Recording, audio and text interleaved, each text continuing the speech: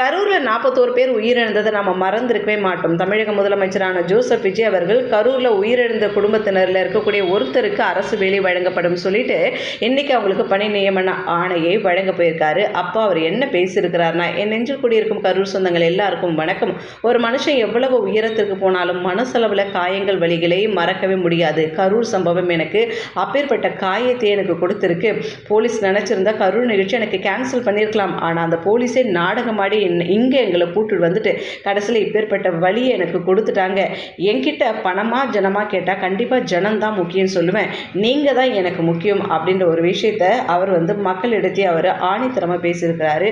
அது மட்டும் இல்லாமல் ரீல் அல்ல ரியல் தாய்மாமன் நான் அப்படின்னு சொல்லியிருக்கிறாரு. ஆக்சுவலி அறிஞர் அண்ணா பிறந்த நாள் அன்று தாய்மாமன் தங்க மோதிர திட்டம் அறிமுகம் செய்யப்படும்ன்றதை இந்த நிகழ்ச்சியில் சொல்லியிருக்கிறார். நான் சொந்த தாய்மாமன் ரீல் தாய்மாமன்ற நிகழ்ச்சியாக சொல்லியிருக்கிறாரு.